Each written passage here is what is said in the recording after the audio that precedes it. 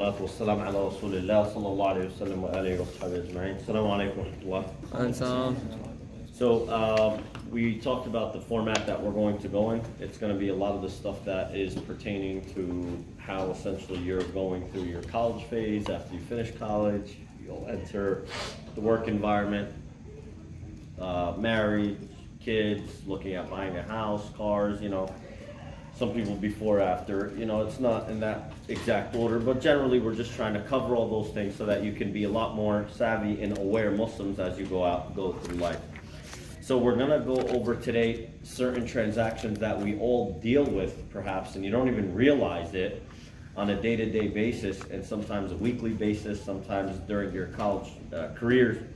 And then next week we'll actually cover riba and gharar, which is usury and ambiguity and uncertainty and major uncertainty in contracts, so that we follow our normal schedule. Because this week was kind of a little bit of an off week only because of my traveling tomorrow and likely not making it back in time. Wallahu a'lam. So to summarize last week, some of the things that we went over, we talked about just certain things, how simple a contract is, right? Offer and acceptance and being very clear about it. We talked about that, wealth in general is a good thing, right? It's not a bad thing. But like anything else, it's about how you earn it and how you spend it. That's the most one of the most important things that we talked about, at least. We also talked about, let's see, I just want to summarize quickly and then go over these.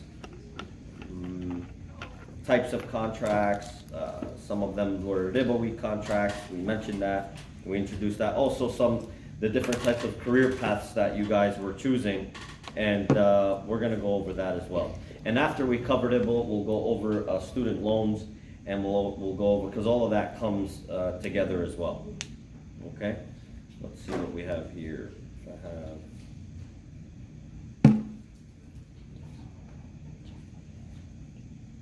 Here it is. Okay. The first thing we're going to go over, and you could write these down, there's about 8 or 9 of them, and I would say we're going to cover all 8 or 9 right now, inshallah, if Allah gives us time. The first is prohibited sales. Sales in general, the default in transactions, I want you guys to never forget this, the default in any transaction is that it's halal. The default in any transaction you do is permissibility. So in Islam, there's a few different things you have to look at. Number one, the default in any types of ibadat and types of acts of worship, the default in those rulings is it's actually haram. The default in all types of acts of worship are actually impermissible unless you have evidence to do it. You understood that? Very important. The default in muamalat, your dealings with people, day-to-day dealings, the default is permissibility unless you have evidence to prohibit it. You got the differences? And one is so that not everyone starts introducing all of these things into the religion, saying, oh, I'm more righteous and I'm religious. If the Prophet ﷺ or Allah didn't tell us in the Quran, and the Prophet ﷺ didn't tell us or explain to us from those ayat in the Quran that this is good for us, then you're not supposed to be doing it, right? No matter how righteous you think that act particularly is. Because then, if you think about it, you're actually saying that the Prophet ﷺ was defective in relaying his message to us. Because he didn't tell us all of the good things that we should be doing. He left some stuff out. And that's very, very incorrect, because he gave this message complete like every other prophet did as well. It's just us as people, we either start changing or inventing in the religion, and that's how we wind up leading astray and starting different branches and whatnot. So the default in muamalat is that it is permissibility, except in which we have something prohibited. And this is something we're going to go over right now. One of the first ones is al-bay'u ad-dainu bid-dain, which is selling a debt for a debt. For example, an agency cannot collect a debt and then sell it at a discounted rate, right? So leveraging. This is a practice. Any of you studying finance here? Not really. So what happens is, you don't notice this, but when you go and buy a particular item on a loan, all right, a lot of these companies are actually underwriters, and they're not the one who's providing you with the loan themselves. And I wish I had anybody know a dry marker? No? You have a dry erase marker? Carry I them? believe so. That's nice. Definitely get extra credit for that if I was a professor. Just 1 point.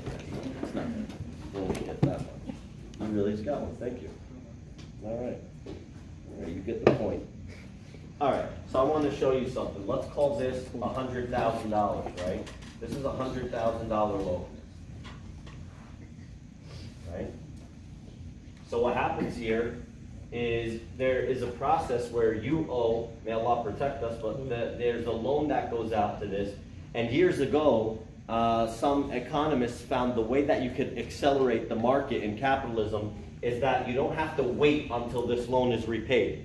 So call it after 30 years, this loan, if you do the math quickly, I don't have a financial calculator with me, I'll just make it up, call it 151K, right? After 31 years, 30 years, I'm making it up. What they said is we don't have to actually wait for the 130 years. We could look at a credit score,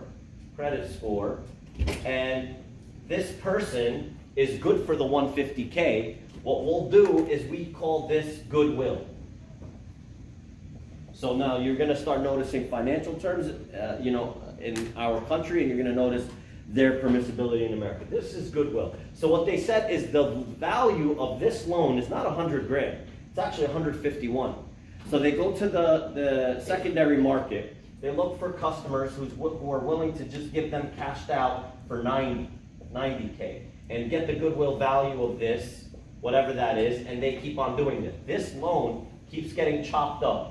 This is called leveraging. And what happened is this doesn't stop. So this was understood, in the financial world. This isn't regulated for the most part. So sometimes this would get leveraged up to 4 or 5 times. During the financial crisis of 2008, there was reports that this happened 40 times. That's how disastrous this would be. All because of this initial $100,000 loan that got put into the market. And so this is all selling a debt for a debt, right? You don't know what's going on back here. You're just paying whatever those monthly payments are, right? And don't think of this only has to be a house, right? If you bought a $20,000 car or even a $10,000 loan, right? And you just literally went with that. Same deal, right? This happens with the entire loaning system. So this is called al-bay' ad-dayn bid-dayn. This is actually 100% prohibited in Islam. Bay' wa shart. So some of them said a conditional sale. This is number 2. So this is the first prohibited, right? Like I said, we're going to cover the major ones next week when we're on our normal schedule. The next is a conditional sale. And what that means is not that, you give me a warranty. What that means is that I'll sell you my car with the exception that you never paint it.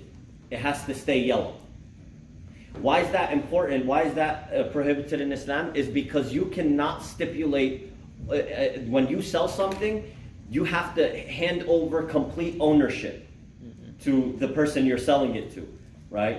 If you're putting a condition on it that, for example, I'll sell you this house, but that tree in the backyard, my great-grandfather planted it, and I want the right to just see it the first of every month. I want to walk over there and I want to look at this beautiful tree, and then I'll walk away, get a good feeling going, then, it's just weird. Nonetheless, that would not be correct. That house, its property, what you're selling to the person, they have to get full ownership over it. That's why, interestingly enough, even though there's legalities between the permissibility of this in actual American law, the fact that that Apple doesn't allow you to jailbreak your phone, Islamically wouldn't be permissible.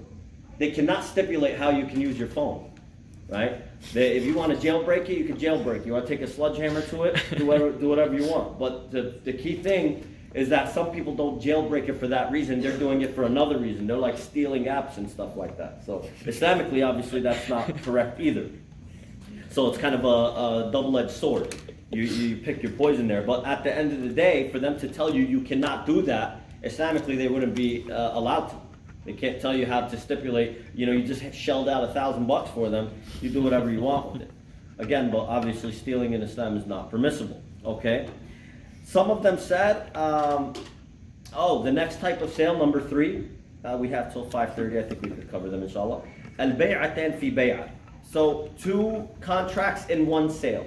One of the most popular items for this contracts here is rent-to-own contracts. Or anybody ever look at one? A rent-to-own contract, like if you're trying to buy a house? That is one avenue that is possibly a way to buy your house in an Islamic way, but it gets kind of vague, and I'll explain why. Rent-to-own. It's a nice concept, except the guys obviously who thought about it were savages. How so? Rent is $1,000, right? 20 years ago anyway. So we're just making it easy. $1,000 a month. What they'll tell you is, okay, this single family home, right? This single family home is worth $200K. Right? Again, 20 years ago, not today. But anyhow, $200,000. We'll do a rent-to-own contract with you, lease-to-own, rent-to-own, whatever you want to call it, and we'll do this for 12 months. However, we're going to add $500 a month to your payment. So now your total payment is $1,500 a month, and 500 of it will go towards this rent-to-own contract, which this will become a down payment on that $200,000. This will be annual. So if you renew with us every year, call it for 5 years, you now have a $30,000 of a deposit. It's almost like handing somebody to save your money for you, if you could think about it. But it also guarantees you the first right of refusal to buy the home, right? So it gives you some kind of security. What's the problem here?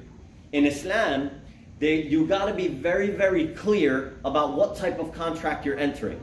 Is this a rent contract or is this a sale contract? You cannot put both.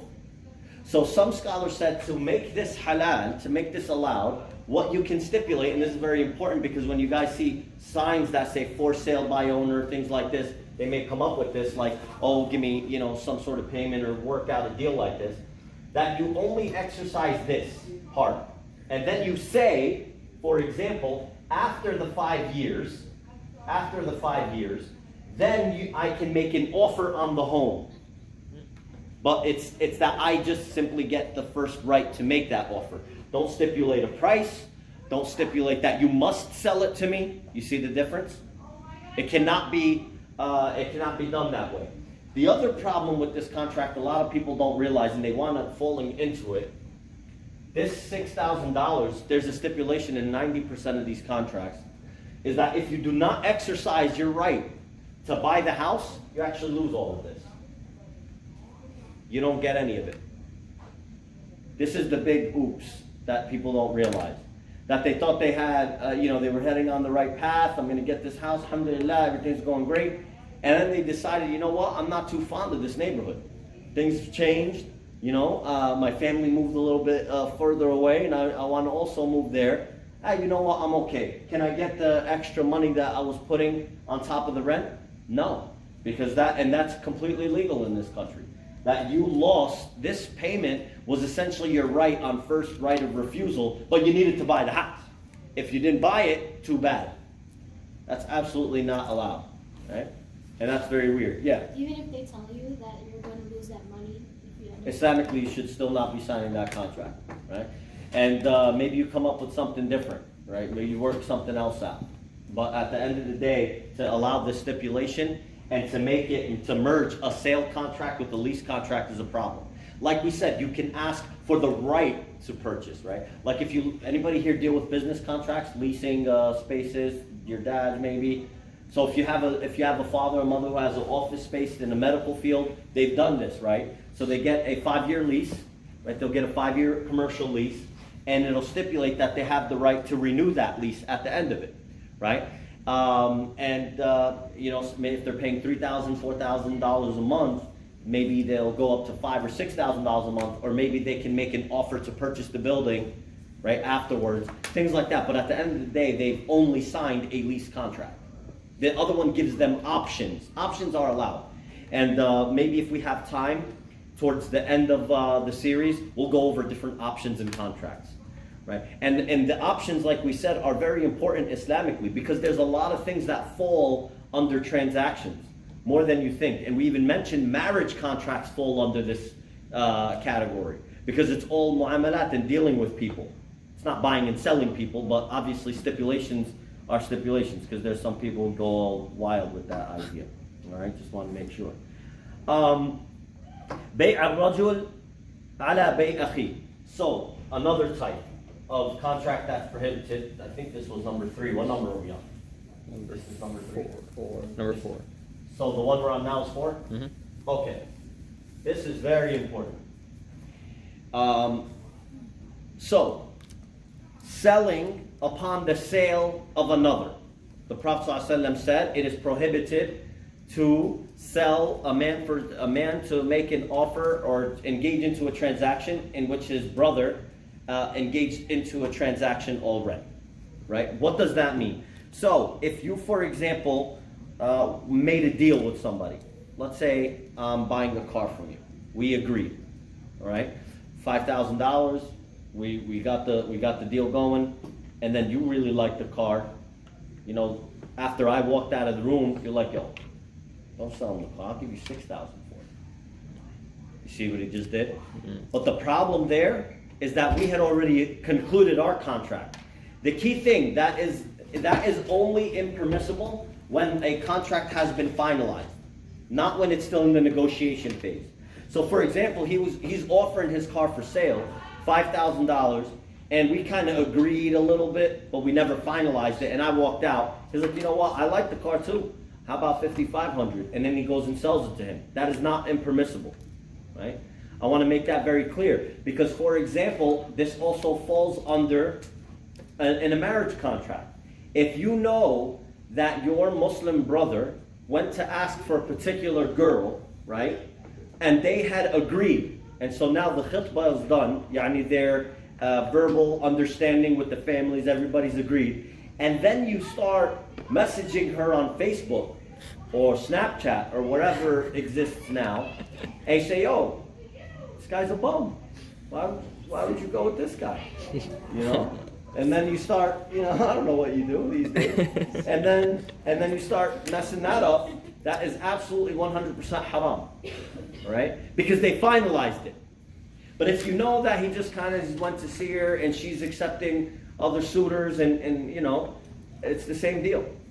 It's the same kind of concept. It's still open. So that's allowed. But once it's finalized, that is not permissible. Okay? Okay, I don't have to go over this one because it's you don't deal with it. It's brokerage. You don't have to worry about that. If you're into that stuff, you can let me know. Okay, bay' al-muharramat. So this is very clear. We know what is impermissible to sell.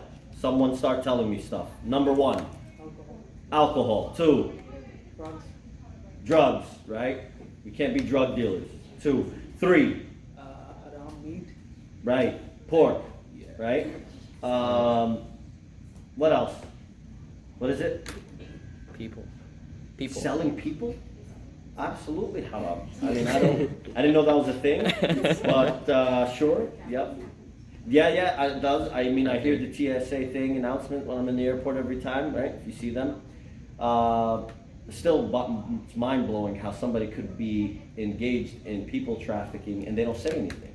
I just think it's weird, but anyhow, yes, absolutely, yeah, people. Let me see what else. Something interesting. Dogs, pet dogs. You're not allowed to actually make money on them. Some scholars said you can actually do you can ask to pay for the service in raising it if it was like a guard dog or something like that, but it's still controversial, very controversial. The Prophet ﷺ forbade any profit off of dogs. Also, fortune-telling services, things like that, right? You're not allowed to buy or sell or engage in them. Right? And some of the scholars, and the Prophet ﷺ even mentioned, you know, that you're not even allowed, your salah is not accepted for 40 days if you even go to these fortune tellers. That doesn't mean you don't have to pray, by the way. I think you guys all know that by now, right?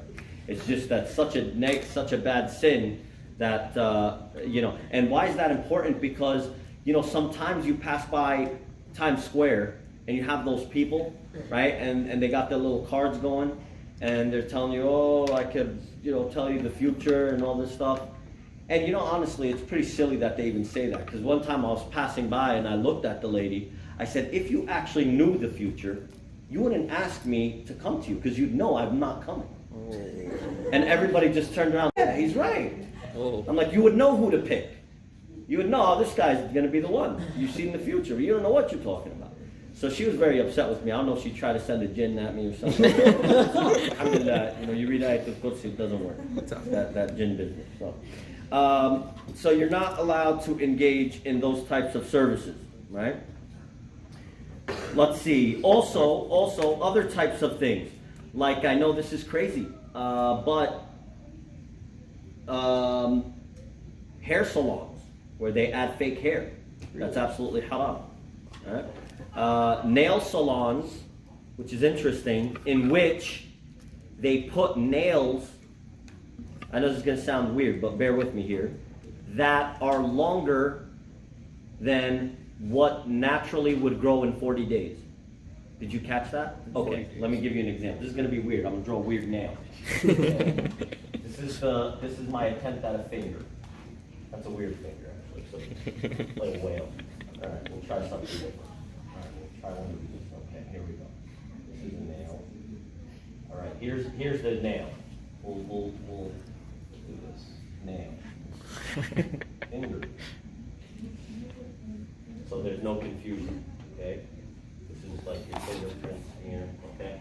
So, the Prophet ﷺ prohibited Muslims from not trimming their nails past 40 days.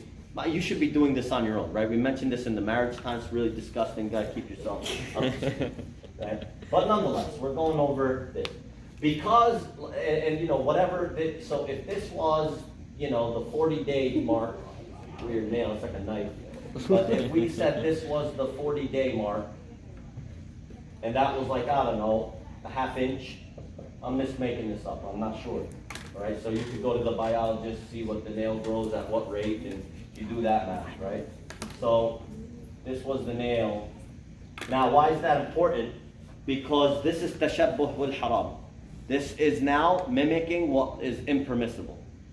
You got that? So if you're at a nail, you got the nail salon business going on, and you're whipping out one of these guys. I see that. Wallahi, I was at a store, and I think it was Costco. I don't know what the girl could. It was Home Depot.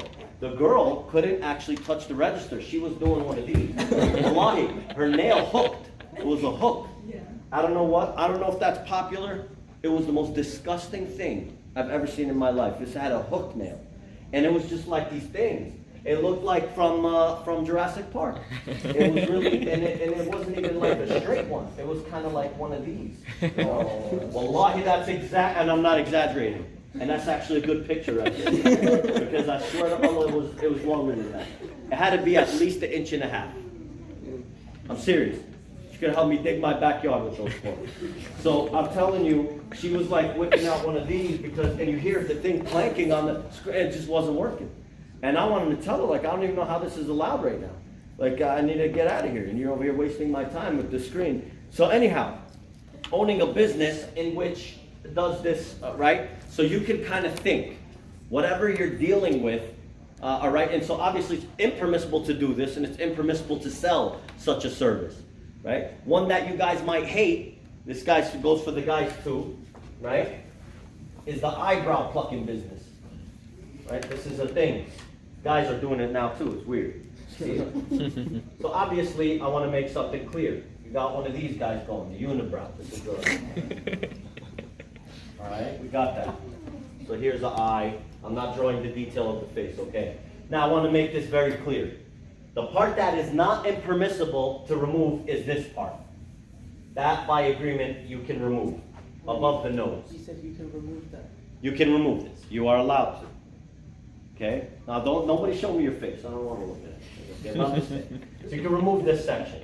This is the okay section. The part that is problematic is starting to shape this section. You start cleaning up these guys up here, and that is not allowed. You shouldn't be even do that because they come out harder then. Yeah, that's a whole other argument. Now, the Rasul sallallahu alaihi wasallam, he said, "An-namisa wal-mutanammisa mal'unin." This, the one who is plucking the hair, and the one who's getting it plucked are both cursed by Allah. These are cursed people. Okay? And so what we say is that you have to be very, very careful about what you're doing in this regard. So, again, to engage in this service, okay, and to sell or take on that service is impermissible, right? Brazilian wax salons, absolutely impermissible. You're not allowed to look at the aura of another person. So, right, things like that. Okay, questions on this, or we can move on. So you're not allowed to engage or sell in that service. Yes? Can you bleach? So some of the scholars said you can bleach if you want to lighten that area. And even in the madhab, in the Shafi'i madhab, I don't like to say this too often because everyone just jumps on the concession. So what they have allowed in very extreme cases, right? Very extreme cases, like it's really happening up there. So what they have allowed is if the husband, it's so bad that the husband is considering divorcing his wife from how bad this thing's going on, right? That they have allowed her to reduce them as much as it would allow them to kind of, get back into harmony with one another. Okay? Not all the scholars agree with it, but a lot of modern day scholars do take that fatwa, okay? So I want to make sure you guys are aware of it, just in case you Googled it and then you're going to tell me next week, or whatever. All right? You're gonna. By the way, I want to make another little disclaimer, a very small disclaimer, or a big. Everything I am telling you, you will 100% find a fatwa online telling you it's halal. There's some fatwa that exists for anything I'm telling you that it's fine, today's modern, and I don't know what they'll tell you. You'll find a fatwa for it anywhere, right? So I just want to make that clear before you start forwarding me all this business. But we're going over the default in our religion. We're going over what the Quran and the Prophet ﷺ has said. Okay? Let's see. Oh, another one. Interesting. Caricatures. Oh boy, that's the big one, right? You go to Six Flags, they draw your head all lopsided. And then what happens is, because they're doing a detail of the face, the majority of scholars have prohibited that. Some scholars have allowed it and said the only thing al-musawwirun falls under are 3D characters, like sculptures and statues. But the majority of scholars did not say that, right? They said that any detail of the creation of Allah that has a soul, right, should not be drawn. Ibn Abbas radiallahu anhu, when he was asked about that, he said, so draw inanimate things. If you're an artist and you have that skill, he said, that's fine. Draw inanimate objects, things that don't have a ruh, landscapes and whatever else you could think of. But don't sit there drawing, that famous 7 puppy thing, and then the Mona Lisa. I don't even see what's pretty about it to begin with, but, So anyhow, you get what I'm saying. Don't do that stuff. All right? Let's see. Oh, very, very good one.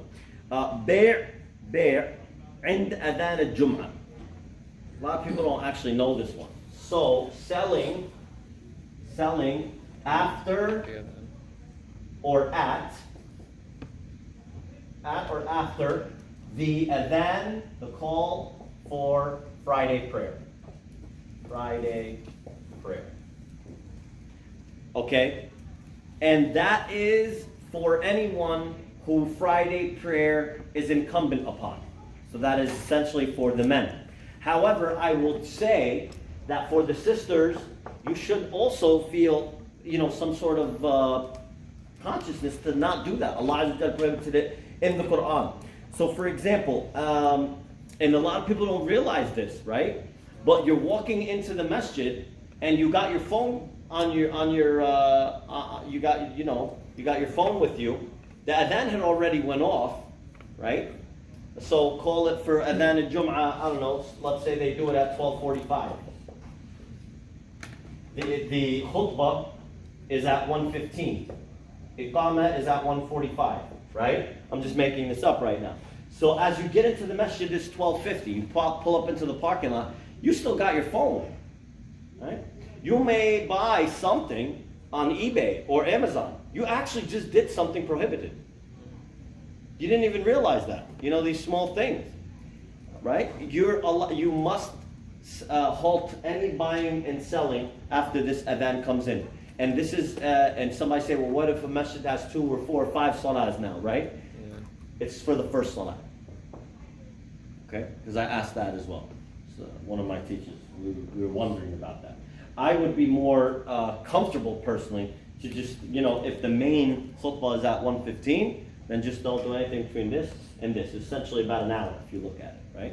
And so some things are prohibited because of the item itself. Some things are prohibited because of the time, right? And so you got to look at it like that. Some of them because of the service, some of them because of the aura, some of them because they are mimicking that which is impermissible. That which is impermissible, okay? So some scholars said that if you're a business owner, you should actually halt any sales. Some said this only includes sales. It doesn't include services. So if you're in the medical field, for some sort of emergency or anything like that, the doctor may walk out of the office, but the office is still operating. They said this is okay. They said where it becomes a gray area, some scholars, one of my teachers has allowed it, the other one said no. And so what you look at is kind of a lot of the scholars are split on this. If you have a store, right, and you have non-Muslims employed in the store, are you allowed to just leave them, make one of them, you know, manager for an hour, you go to your salah and you come back and the store's still open? Some scholars said this is playing a game around the religion. You should be closing the store. Some of them said, what if it's things that you can't control? You have an Amazon store, you have an eBay store, right?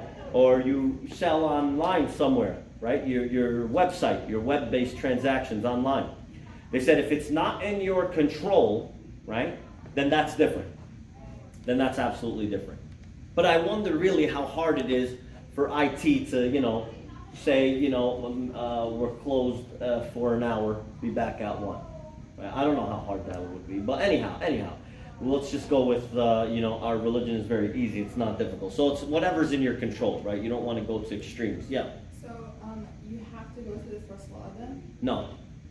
So if you plan to go to the second salah, can you still be buying and selling throughout that first salah time? So some of the scholars said no, because the time that is not allowed is adhan al-Jum'ah. The adhan of Jum'ah, there is a concession in one of the schools of thought that it starts before Salat al-Dhuhr. It's a concession for where it's needed. Right? I would tell you the default is at the time of Dhuhr. That is the default. All the companions understood that. But Aisha radiallahu anha, she mentioned to us in a narration that one time they finished khutbah al-Jum'ah and she said the dhil was still not there and they used to walk to the sides of the building from how hot it was. That means that it hasn't even hit dhuhr time yet, because dhuhr time, you're aware, is when the sun has reached the meridian and starts to set. So if she's still sitting there going like this with the building and they had already finished Salat al-Jum'ah, we know that they had prayed Jum'ah before because of the extreme heat during that time. So you see, it was a reason though. Today, you know, we do have reasons. Like sometimes the masajid have a fire capacity, a safety capacity of 500 people, right? So even though, you know, we could do the pray on your brother's back and fit another 1,000 in there, Islamically we can, the law of the land says we can't. So they have to offer another prayer time at, you know, 11:45, for example, or 12:30. And so there is a concession, there is an absolute need there. The need to have the masjid operate in harmony with the local law will far exceed, right, the starting at the default time of Salat al-Dhuhr, especially when the Prophet ﷺ did it himself for a need, right? So for those people who plan, and I would say another note on that. I understand that there's a 12:30 and a 1:45. Now, unless you're going to the earlier one because you know that the second one gets overcrowded and you don't want to hurt the masjid status, that's good. But if you're just like, you know, I'll just mix and match at my own convenience. I mean, the option is there for you, but I would still say that you should avoid all of this stuff at 12:45. Interestingly enough, a lot of my family, they used to go to the mall at this time. Then all the guys, they're going to the masjid. It's like, oh, you want to meet up and go to the mall. What are you doing here? I don't know what's happening. I mean, what you ought to do is come to the masjid, right? You should come to khutbah al-Jum'ah. It's just as important for you guys, even though it's not required. It's the masjid. It's the khutbah al-Jum'ah. The Prophet ﷺ said it's the Eid of the Muslims every Friday, right? So you should actually be attending with us, even though it's not required. And the mall's just gonna be there, guys. We're in Jersey, especially in Jersey. I don't know what's wrong with these girls, so. But you guys are fine, mashallah. You'll figure it out, right? Okay. The other two I really wanted to save for next week, only because it's more of our normal schedule, which is usury and gharar, which the next two will be usury, gharar, and ghabn. 3. Ghabn is extreme inequity. Extreme inequity. So for example, I know you need this item, this vehicle, right? And because I know you need this item, right, I take advantage of that. So instead of the price being 10, what I'll do is I'll say, yeah, it was 10. It was a sale yesterday. Today it's 15. Man, you can get that car anywhere. But this person needs it, right? He's on a trip, his car broke down, that one's totaled. I'm just making, worst case scenario up. And you sit there and take advantage of someone, right? You should never be doing that Islamically, right? And even though, interestingly enough, in Islam, monopolies are not a problem. Monopolies are not a problem as long as they're not on items of necessity, right? If you got the monopoly on the milk, it's a problem. If you got the monopoly on the iPhone, you don't need an iPhone. So that's what we also look at, need versus a convenience item, right? And if you're that smart, go invent something and all power to you. And that's something very important as well. Let me see if I can, should I go over Gharar now? I really want to wait for next Tuesday, inshallah, because it's pretty important, because everything starts falling on that.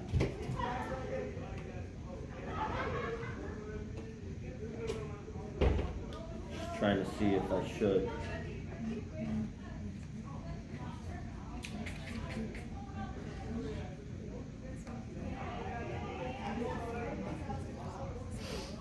Did you talk about the person who does tattoos and the person who gets tattoos? Yeah, so like I said, anything prohibited will be prohibited to sell or engage in buying.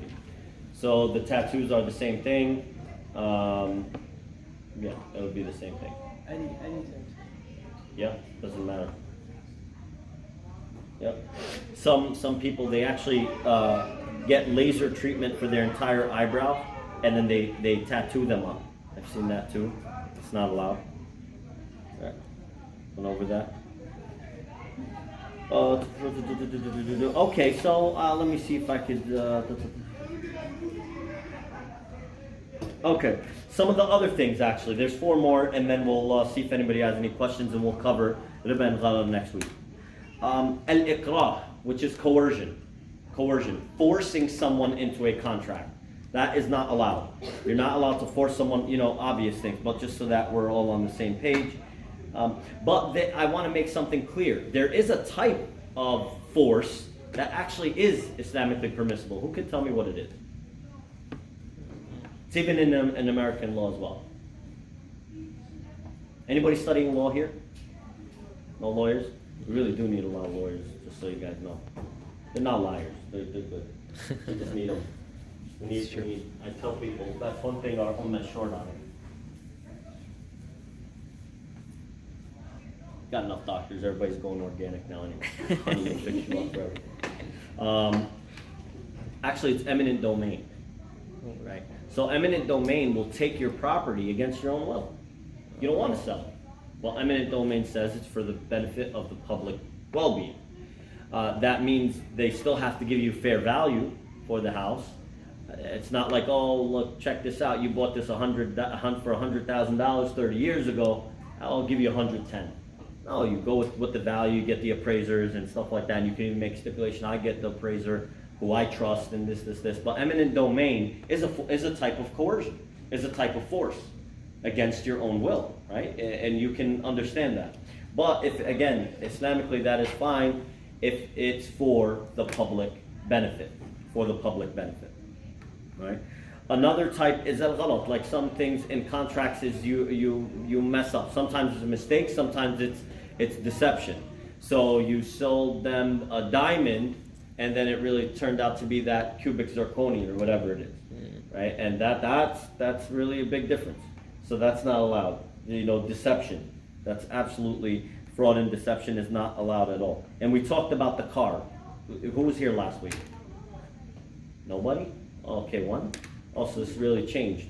Okay, so we talked about the car from last week. Like, for example, if you as a Muslim are selling a used car and you know that, but you put a sticker on it and it says $5,000 as is. Does this as is absolve you Islamically? The answer to that is no. And we said it does not. Especially because you know there's something wrong with the car. So Islamic, and you could just say, buddy, this thing is amazing. I bought it and I've been a single owner. You take the keys, give it for a spin, take it to your mechanic, go to the, what is that thing called? I don't know what that, the fax, what is that thing called? VIN? What? Carfax? I was thinking of Fox for some reason because they keep showing that on the commercial. You do the Carfax, you do whatever you want. You check this is excellent car, and you say as is, though, $5,000, and you even write it up in the contract. And legally, that contract will absolutely hold in every single court, right? However, what about you standing in front of Allah on the Day of Judgment, knowing that the catalytic converter was busted? It's going to cost them $500-600 to change, right? It's no small thing, and you knew something was wrong with it, but you're like, yeah, but that'll hurt the value of the car. It'll sell less because there's other comparable ones that he doesn't have to have that problem, and he'll get it for. You know what I'm saying? So the shaitan starts playing with you in your mind. Islamically, this is incorrect. This is deception. This kind of sale that you're doing is deception, especially because you know what's wrong with it. Yeah. So if you tell them what's wrong with the car, then it's fine? Absolutely. 100%. You could still put $5,000 as is. You say, honestly, I'm not the car expert, but I hear a sound. It's a weird sound. And this is honestly, unless you guys are mechanics and you really know what's going on with the car, you say, I know there's something wrong with that catalytic converter down there, or maybe the muffler system, or maybe something. There's something wrong with it. Maybe you want to get it checked out and see what's happening there. Right? You tell them, I'm not a car expert, but that's kind of why I put the as is, because I don't know. Right? You could say that I know there's some issue there. Right? So you can look at that as well. And then also there's unforeseen circumstances. Unforeseen circumstances. So for example, but there's also some level of liability in some cases and not in some cases. In the cases where there is some liability, such as you bought the house and then you found out that the entire sewer line system was messed up and it was filled with tree roots, right? So what you could say is like, look, you bought me this house, and yeah, but you inspected it, and you go back and forth. Islamically, you as the homeowner, you should give some sort of concession for that. You really should, because you sold them this home. They say, okay, you know what? Honestly, I didn't know that there was a problem there, but here's $2,000 of the $10,000 that it's going to cost to fix it. Right? So you absolve yourself of that unforeseen, but because you were Sahib al-Bayt, you were the owner of that house, right? I'm talking Islamically. In court, that's not going to hold up, right? What are you talking about? You sold them this house, that's it. You moved out. We're talking Islamically. Another unforeseen which you may not be liable for is that, for example, you sold them the house, and then Hurricane Sandy came and just wiped it out. You say, oh, bro, the house you just sold me. What do you want me to do about that? It's gone. Yeah, I know it's gone.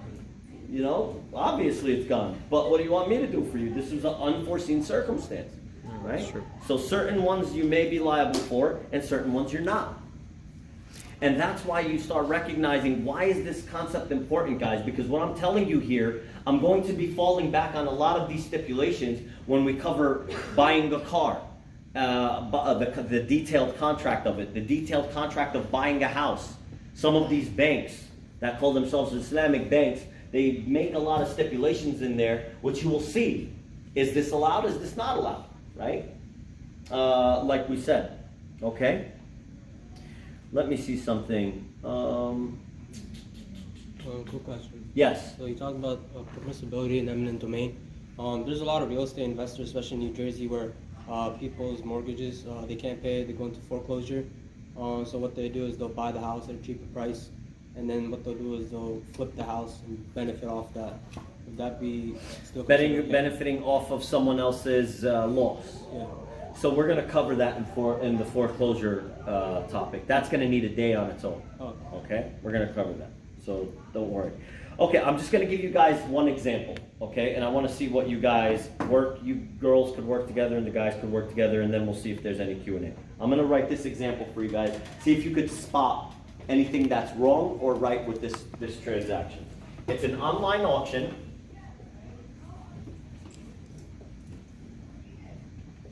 I don't care if it's eBay or whatever, okay. The condition is it's a 30-day return policy. Okay. Let's see. This is one example. An online auction with a 30-day return policy. Okay. However, I want you to start thinking about this for a second. It is a 21 carat gold bracelet. Did I spell bracelet right? Yeah. Weird beat. All right, so 21 karat gold bracelet, 30-day return policy, and the auction starting price is $100. Right? Or buy it now for $1,000.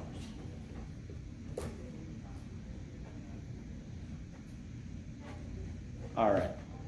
You guys work together and tell me if this thing is allowed, not allowed, what certain things, could you add to make it allowed, and what certain things should you have to take out, add, take out, not take out, okay? So the sisters, you work together. I'll give you guys like 3 minutes, and then, we gotta end soon. And then the guys, you guys could work together, and you guys figure it all out, all right? Go ahead. What's our verdict? Okay, we'll start with this side and we'll kind of loop our way back. Go ahead. What do you think we should change about this this thing here? I think if for the seller, you should mention the shipping price. Okay, good. See, you're starting to learn. This is going to be something we're going to be covering next week, right? A lot of this is a preview. So you said add the shipping cost. Good. What do you think? The actual cost of the bracelet without like the bidding. value of the the value bracelet? The value of it. Why is that important? Because I feel like the bid or the value that they're saying is not what the true value would be. Like you were comparing it with other people but like I don't know. But would that make it haram? Would that make it impermissible? The actual value? If we didn't add the value of what we believe the value of the bracelet is, does this auction become impermissible? Yes. Why? Because you're not paying the actual value for the product. You're technically The cheating. answer to that is no. Really? No. Because why? It's not, we don't have to mention what this value could be. You know that it's 21 karat. What would be more important, you were heading in the right direction, is the weight. Oh. What's that? Who said something? Yes, so that's another thing. Is this the gold bracelet or plated? Oh. See, I was looking for that. We got it messed up. Gold plated or a gold bracelet, or is it plated? What's the weight? Right? How many grams is it? Uh-huh. I was looking. Good. Who said condition? Condition. Is it new, used, right? Next. Maybe something about the return policy. Like I don't know if that's. What, that they pay for shipping or something? Um, Because sometimes they get you with that, right? And then they're like, 30-day return policy, and whoa, we're in China. You got to get this guy, and you spent $100 returning it. And it's got to clear customs, and it gets stolen in the mail, and what goes on there, right? Yeah. So, who pays for the shipping? free shipping. Who pays for return shipping? I heard somebody else say, right? What about shipping? Is shipping included? Right? Keep going. You said something yet? No. What do you think? I have no idea. Okay. Yep. Blanks, drawing blanks. Like an estimated arrival time, just so, like, you know when you're gonna get it by. Okay, but does that make it permissible or impermissible? Well, if you like agree to bring it, like deliver it by a certain time. Hand delivery you're talking about.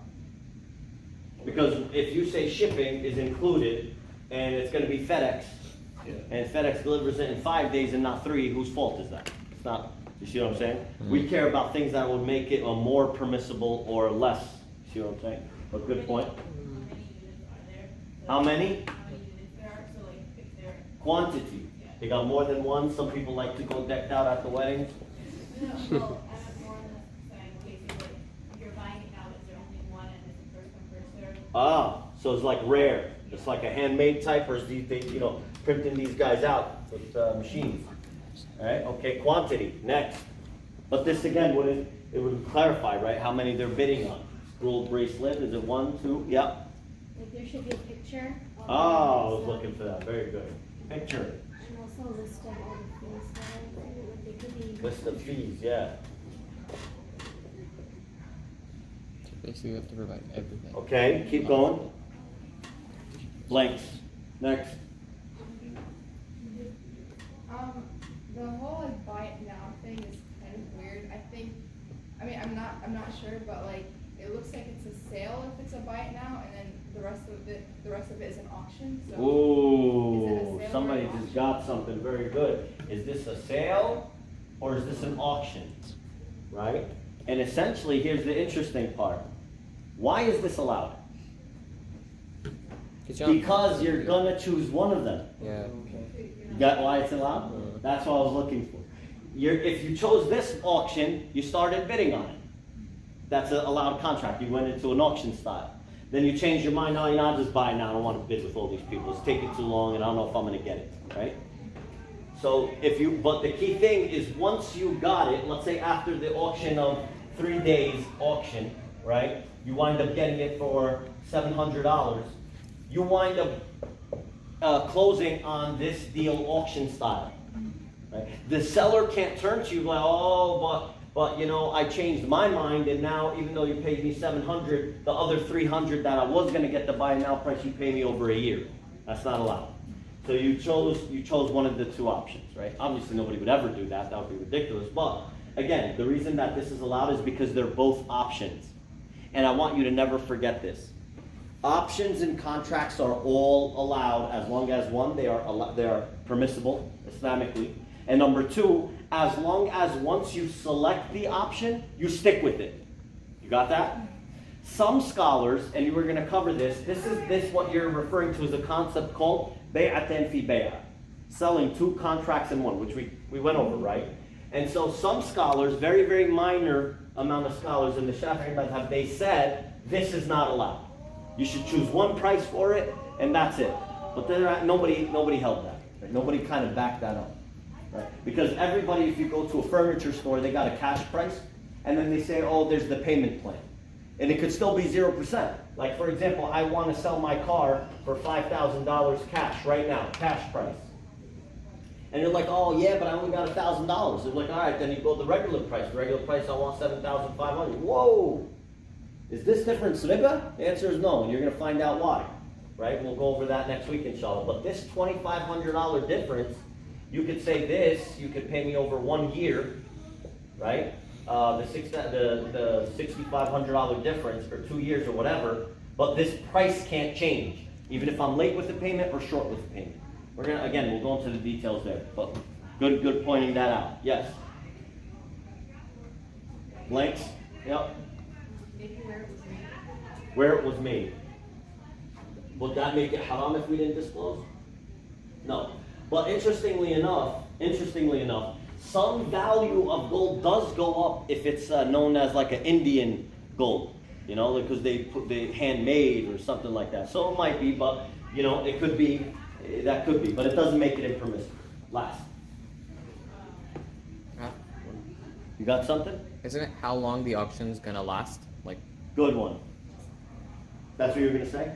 Oh.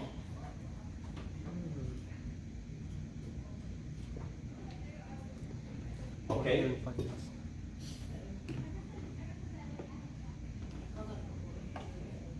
What was that? I said I called out a couple weeks ago. Oh yeah, she said a few already. All right, look it. I want you to see something that none of you even thought of. Yeah. Because it's an online auction, could someone buy it out from underneath you while you're in the process of Yes. putting it out? Correct. Because you're not finalized. You're still in the bidding. It's not settled. If after the auction length completed 3 days, you're the winning bidder, you're not supposed to sell that to somebody else. And by the way, that's happened to me. Yeah, I'm a giant season ticket holder, right? So I put the thing on there, and man, I tell people, like, I got the tickets. You guys know this already. So I sold them online on eBay. I think it was like $400 or $500. And then somebody messaged me like they're a fan of that team. Oh, I'll give you $200 a ticket. Guys, that's $800 versus the $400, which I just, now I could have easily sent something to the buyer and just like, hey, you know, I thought I had them. It was for a different game. Here's a full refund and a 5% discount on your next one or something, right? But Islamically, that is not right. You concluded that contract, that person won the bid, and if now they didn't pay after the 24-hour window, for example, then I could go to my buddy and say, hey, here's the money and you know, here's the tickets or whatever. But there's one thing none of you even realized, which it's fine because we didn't go over it. This, to begin with, should not even be sold online. What? Ah, there's the deal breaker. Right? And we're going to cover this next week because the Prophet ﷺ said that when you're exchanging gold for gold or silver for silver, he made it very specific that it is al-yaddu bil-yad. It has to be immediate. It cannot be delayed. Some scholars have allowed these kind of sales if it's the only way people are buying and selling gold today. But there's plenty of gold. Right? Unless this was a uniquely handmade from some shop overseas and this was the only one you could get. And you know, I'm talking about the very, very specific type of checkbox conditions met. Then we're talking about a general 21 karat gold bracelet, used most likely, whatever. It's on eBay for crying out loud. Right? You know, and you know she wore it to every one of her weddings and friends and stuff like that. She just said, you know, they know this one already, gotta get a different one. So now, this to begin with is problematic. To sell gold or silver online. Right? And that's something that we're gonna go over next week, you see. And a lot of people just do this day in and day out. A lot of guys, you know, when they want to get their fiance or their wife a little gift, the first thing everybody thinks now is online. That's the first thing everybody thinks about. But we're going to cover this in a little bit more detail next week, inshallah. Does that only go for like actual gold and silver? Nope. Like other metals?